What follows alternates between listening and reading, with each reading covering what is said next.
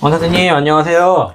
예, 안녕하세요. 오랜만입니다. 예, 기다리던 6.3 지방선거가 정말 얼마 안 남았네요. 네, 며칠 안 남았죠. 네, 그리고 이제 오늘 비가 좀 촉촉하게 내리고 있는데, 전북 부안 시인 신석정 시 중에 어머니 그 먼 나라 아십니까? 그 시가 있는데, 그래서 오늘처럼 촉촉히 비가 내리는 날이면 꽁소리도 유난히 한가롭게 들리리다 그런 구절이 있어요. 그 시 구절이 생각나는데, 예, 이 비가 그치면 이제 본격적인 여름이 시작될 거라고 보고 있습니다. 요즘 이슈가 뭡니까? 트럼프가 중국을 방문했죠. 예, 그렇죠. 예, 중국을 방문해서 어떻게 대우를 잘 받았습니까? 시끌시끌한 것 같아요. 예? 세상에 세계 최강대국 미국 대통령이 중국에 오는데 제1 권력자가 시진핑이 어떻게 했어요? 타지키스탄 대통령 영접하러 나갔죠? 내가 생각해도 참 이건 너무했다 생각이 드는데 그 미국의 이상을 얘기하는 겁니다. 유교는 어떻게 했어요? 국을 유교를 했죠. 대두를 콩을 좀 사달라. 여객기 있잖아요. 보잉 비행기를 사달라. 히토리오 수입하게 해달라. 이런 식으로 국을 유교를 했는데 네. 그리고 미국 경제 사절단을 몽땅 끌고 갔죠. 이거 바로 무엇을 방증하는 거죠? 이란 전쟁에서 졌다는 것을 방증하는 것입니다. 그런 말이 있죠. 이중범이라 쓰고 바람의 아들이라 부른다. 그런 말이 있는데, 이놈들은 실제 전쟁에서 졌다라고 쓰고, 전쟁에서 이겼다라고 말하죠. 절대 졌다고 안 합니다. 그리고 미국이란 나라는 전쟁에서 이겼는지 졌는지, 휴전인지 종전인지 애매모호한 태도를 취하고 그렇습니다.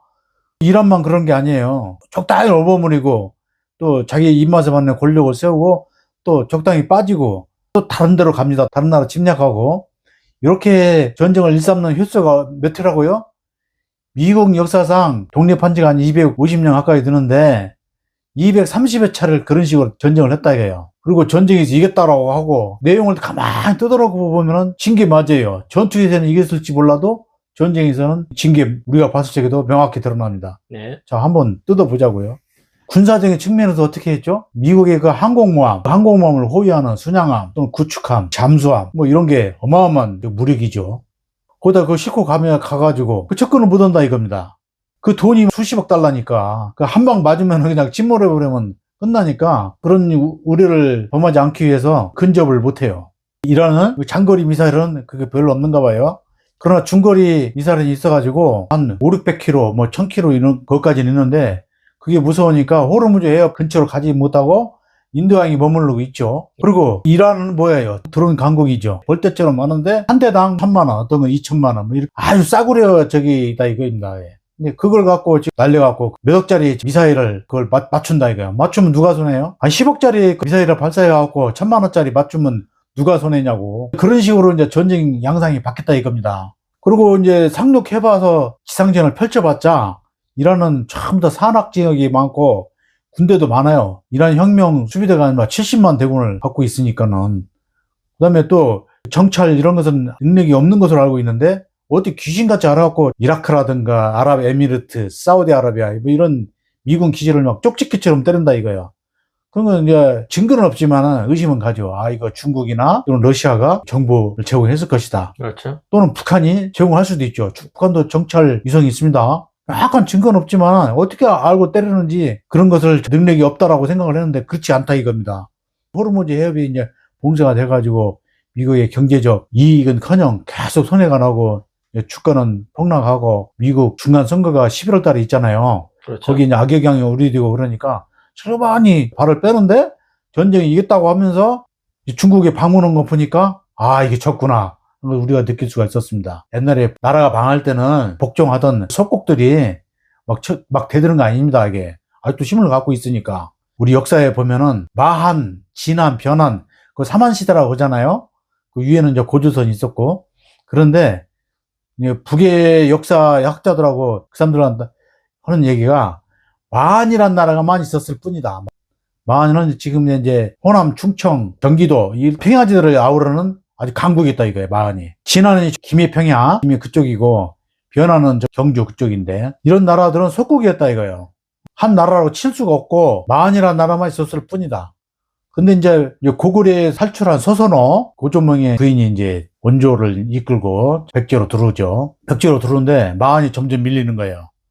왜 밀리냐면은 고구려가 이제 철기 문화를 이제 만들어냈어요. 그걸 그대로 이어받은 그 백제 소선호가 미추홀, 지금 인천이죠. 그쪽에 정착하면서 점점 밀고 들어온다는 얘기야. 전투를 하면 할수록 져요, 마한이. 왜 그러냐면 마한은 청동기 검이고 저기는 철기 검이에요. 부닥치면 구리는 그냥 부러지는 거예요. 점점 밀리는 거예요. 그러니까 진한 변환이 이제 말을 안 듣기 시작하는데 처음에는 어떻게 하냐면은 너 군대를 보내라, 조공을 보내라 그러면은 아유 우리 지금 흉년이 들어서 어렵습니다. 그냥 죽는 소리를 하는 거예요. 그 다음에 이제 백제가 이제 밀고 들어오면은 그 마한은 뭐라고 하냐면 너 군대 안 보낼 거야 그러면은 이제 당신이 언제 우리가 고지 먹었어? 이제 말을 안 듣고 대드는 거죠. 지금 미국도 똑같습니다, 이게. 유럽, 이은하, 대한민국, 일본, 호주 이런 나라들이 너 군함 보내라고 하니까 바로 보냈습니까? 안 보내죠. 이게 역사 그거 나온 거 똑같아요, 이게. 그렇다고 대들 수도 없고, 그냥 말을 안 듣고 이제 조금 더 기다려 보세요 하고 슬슬 말을 안 듣고 우리가 하는 것은 강대국이 망하는 것을 보여주고 있습니다. 나라가 강대해지고 힘이 세지고 그러면은 나태해진다 이겁니다. 나태해져갖고 점점 몰락해 가는 거예요. 우리 조선도 그렇습니다. 조선 건국했을 때는 떠오르는 해죠. 막 세조시대 때는 막 몇십만 대군을 갖고 있었다고 그래요. 근데 뭐 전쟁이 이제 없으니까 적이 없으니까는 그냥 무장할 필요가 없다. 그 바보짓이다. 안 하는 거예요. 뭐 성종, 뭐 연산군, 중종을 거쳐갖고 선조됐을 때는 그 율곡이 그랬잖아요. 10만 대군을 양병하자. 그 정도로 군대가 없었다 이겁니다. 싸울 줄도 몰라. 싸움을 안 해봤으니까. 일본은 100년 동안 지방 호족들 간에 전쟁이 해가지고 이제 도요토미 히데시가 천황을 통일하고 이제 왔는데 이 게임이 안 되잖아요. 그런 식으로 나라의 그 흥망성쇠가 미국도 그렇습니다. 미국도 지금 능력이 없어서 제조업이 약하고 그런 게 아닙니다. 이게 귀찮다 이겁니다. 귀찮아. 뭐 자동차 하나 만들어 그러면은 조그만 자동차를 왜 만들어 저거. 아이 귀찮아. 기름값이 많이 들어가는 큰 차 이런 거 만들지. 조그맣고 가성비 좋은 그런 한국의 현대차 이런 거 그냥 달러 찍어서 사면 되는 거야. 달러가 막 쌓이지. 그러면 인플레이션이 되죠. 그럼 달러를 필수하잖아요. 전쟁 무기 이제 뭐 무기는 많으니까 군사 연습하고 전쟁 일으켜가지고 이거 봤지? 저거 어때? 한번 사봐. 싸게 해줄게. 이런 식으로 해가지고 전쟁 장비를 팔아가지고 무기를 팔아가지고 달러를 필수하는 거죠. 너 우리나라한테 저기 자동차 팔아가지고 우리 달러 갖고 있지? 그 달러 갖고 와. 그 달러를 이제 소진하는 거예요. 또 찍어내서 편하게 먹고 사는 거지. 시진핑과 미국 대통령 간의 설전이 아주 재밌습니다. 미국 대통령이 당신들 우리 때문에 돈 많이 벌었잖아. 그랬더니 시진핑이 뭐냐면 당신네 국민들은 우리 때문에 값싼 의복이라든가 생활 필수품 이런 것들을 잘 먹고 잘 살았잖아요. 이런 식의 얘기를 하고 있습니다. 가지고 미국의 빚이 얼마냐면 40조 달러인데 한국 돈으로 따져갖고 5경이라고 합니다. 5경. 근데 미국의 세출이 있죠. 세출. 예. 네? 국가 총 세출의 23%가 그 채권의 이자를 갚아야 또 채권을 연장하고 그런 시스템이라는 거예요.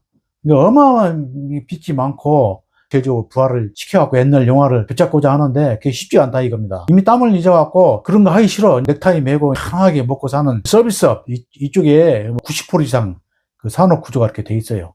금융업 돈 넣고 돈 먹기죠. 편하게 무에서 유를 창출한다 이거예요. 근데 땀을 내서 일하는 사람들은 이제 무시하고 바보라고 이제 그 사람들은 손가락질을 할지 몰라요. 우리나라도 그대로 따라가고 있습니다. 우리나라도 그 미국 그 타산지석으로 삼아야 됩니다. 미국이 이제 그렇게 망해가고 있는 이때에 주한미군 철수 얘기가 지금 나오고 있죠. 막 네. 엄포를 놓습니다. 미국은 빼겠다. 그런 게 한국은 뺄 때만 빼라. 뭐 이런 식으로 지금 배짱 부리고 있습니다. 네. 미국 힘이 약해졌다는 것을 얘기하는 거예요. 옛날에 미국 힘이 강해졌으면 꼼짝도 못하죠. 그래가지고 목적은 이제 중국이에요. 러우 전쟁도 그렇고 이란 전쟁도 그렇고 중국이 커가니까 중국을 견제하기 위해서 이번 이제 트럼프의 방종 면문을 보면은 미국이 접근하는 것을 우리가 이제 확인할 수 있었습니다. 예. 우리는 희망을 갖고 우리가 이제 전자권도 가져오고 뺄 수 있으면 빼라 이런 식으로 해가지고 우리도 실용 여기를 통해서 국익을 위해서 최선을 다해야 될 걸로 믿습니다. 자, 이번에 곧 있을 6월 3일 지방선거가 얼마 안 남았죠? 네. 여기에 대해서 몇 가지 판세에 대해서 한번 얘기를 해볼까 합니다. 네. 전에도 제가 서울은 정말 알 수 없다. 왜 그러냐? 집값이 워낙 비싸니까 젊은 층들이 경기도로 빠져나갔다 이겁니다. 주로 민주당의 주요 기반인 40, 50대 이런 사람들이 유성도시인, 유성도시가 아니죠. 이제 뭐 완전 서울하고 맞먹는 대도시죠. 네. 경기도는 따는 당상이고 뭐 인천도 그렇고 서울은 알 수가 없다. 끝까지 한번 붙어봐야 한다. 이렇게 말씀드릴 수 있겠고 그 다음에 저쪽 그 부산, 경남 이쪽은요 민주당 지지세가 올라온 건 사실이지만 투표장에 가서도 오락가락 하는 사람들이다. 알 수가 없다. 이렇게 말씀드릴 수 있겠고 그다음에 흥미로운 것은 뭐냐면 민주당이 너무나 거만하지 않냐. 좀 겸손했으면 좋겠다. 이렇게 말을 하고 싶어요. 왜 전북 도지사 김관영 지사가 이렇게 무소속으로 출마했나요? 대드는 형상 이런 것도 보면은 잘 다스리고 했어야 되는데 너무나 막무가내 저희들이 힘 있다고 밀어붙이는 거 아닌가. 그래서 반성을 좀 해야 되지 않나 이렇게 생각이 들고요. 호남지방에서도 무소속이 많이 선전할 거다. 이런 얘기가 있습니다. 그다음에 가장 관심이 되는 핫한 지역은 어디예요? 평택을이죠. 평택을에 김용남 민주당 소속인데 이 사람 원래 뿌리는 어디죠? 국힘당이죠. 세월호나 이런 것에서 사과 한마디에 한 적이 없고 오히려 저 맹공을 품었던 사람 아닙니까? 이 사람 국회의원이 되면 100% 뭐죠? 수박이죠, 수박. 우리가 수박에 대해서 얼마나 힘들어했습니까? 과거에 이재명 잡아가라고 기억이 생생하죠? 그 수박을 뽑아요, 도대체. 볼 것도 없어요. 그 사람 수박이에요. 이게 수박. 그리고 과거에 대해서 반성하거나 회개하거나 정치적 선언을 한 적 있습니까? 하질 않습니다. 이게 적당히 뭐 어물쩍거리면서 항거하고 있죠. 조국은, 나도 조국 별로 안 좋아합니다. 조국이 그 책임 있는 자리 민정수석 법무부 장관이 보다도 민정수석일 때가 문제예요. 민정수석일 때가 모든 정부가 집합되고 대통령이 바로 직언을 할 수 있는 자리인데 그때 윤석열을 어떻게 됐든 검찰총장을 만들어준 사람이다 이겁니다. 그리고 자기가 이제 그 급급수를 당했죠. 집안이 풍지박산 나고 그런 거 보면 안타까워요. 그 이제 동정표가 많이 있어서 조국 혁신당이 뭐 지난번 총선 때 비례대표로서 12석을 얻었죠. 그런 면에서는 동정이 가고 그러는데 또 앞으로를 예상을 해봐야죠. 앞으로 어떻게 전국이 어떻게 흘러갈 것인가. 국회의원 총선이 또 있을 거고 대통령 선거도 있을 거잖아요. 그러면 이 조국을 어떻게 해야 돼요? 연합하지 않을 수가 없어요. 좋은 방법은 뭐냐면 조국을 민주당 안으로 끌어들이는 거예요. 합당이죠. 합당이 안 되면 어떻게 해야 돼요? 연합을 해야 되는데 저 사람을 적대시하면은 연합은 물 건너가는 거죠. 힘당 정치하면 되는 건다 이겁니다.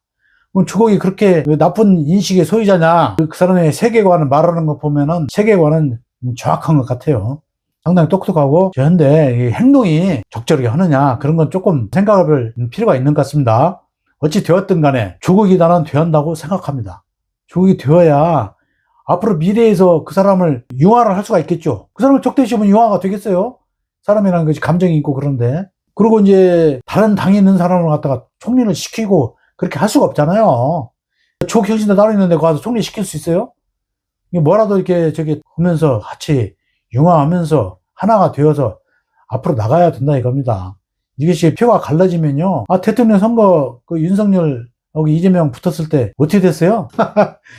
1%도 안 되는 25만 표 차이입니다. 신당정이 얻은 표가 90만 표예요. 90만 표. 절반만 얻어왔어도 그냥 이재명 그 당시에 대통령이 됐어요. 이거 모르는 겁니다. 아무도. 다소간 마음에 안 들더라도 수박을 뽑으면 안 된다고 생각합니다. 여러분 전부 다 옹졸한 이기적인 파벌 중심, 개파 중심 이걸로 하지 말고 좀 넓게 길게 이렇게 내다보고 조국에게 한 표 행삽시다 부탁합니다.